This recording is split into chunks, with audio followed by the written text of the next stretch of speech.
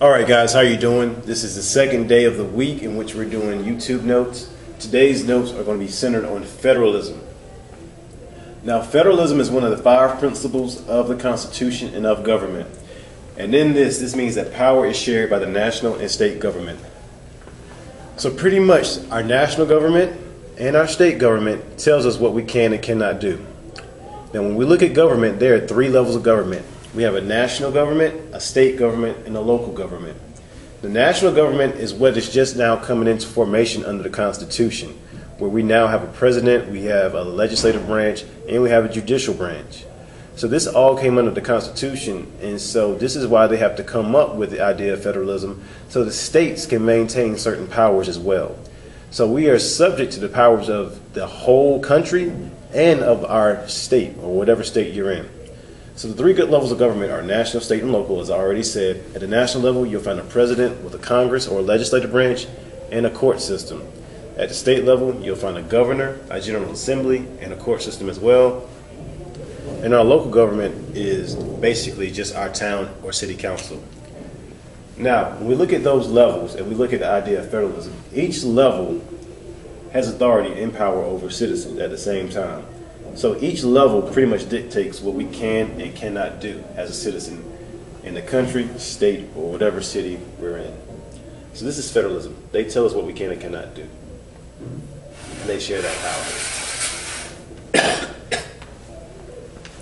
Now, there are 4 types of powers that the government has. The national government has enumerated or express powers. Now, these are powers that are found in the Constitution.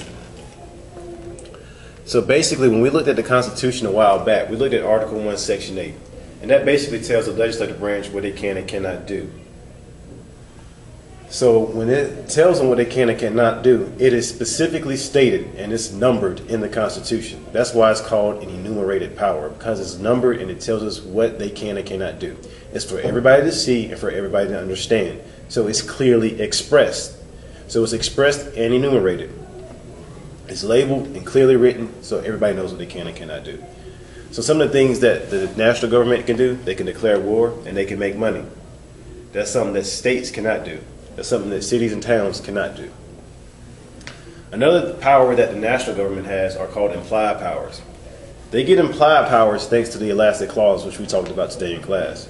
Now remember, the elastic clause allows the Constitution to help meet the needs of the citizens depending on what time it is and when it is.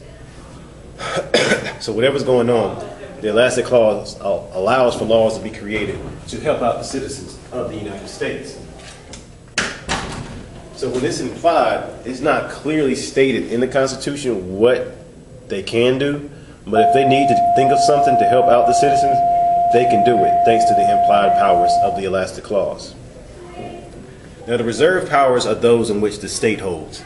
They're reserved because of Amendment 10.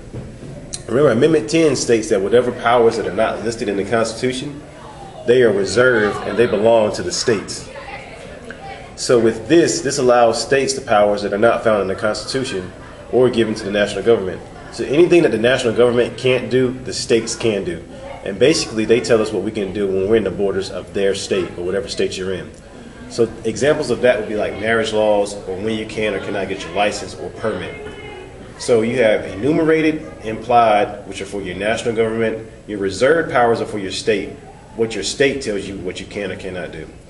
And then at the top, we have powers that they both exercise, which are called concurrent. So that means they're doing it at the same time or they both use it. It's powers that they share. So with that, a concurrent power is powers that both levels exercise. And the best example for that would be your state and federal taxes. We pay taxes to our state and we pay taxes to our federal or national government as well. So that's today's notes on explaining the idea of federalism. If you have any questions, please come prepared with them tomorrow and we can discuss them in class. Have a good evening. And remember, tomorrow we're finishing the videos and we're finishing any other assignment and we're going to further discuss the idea of federalism.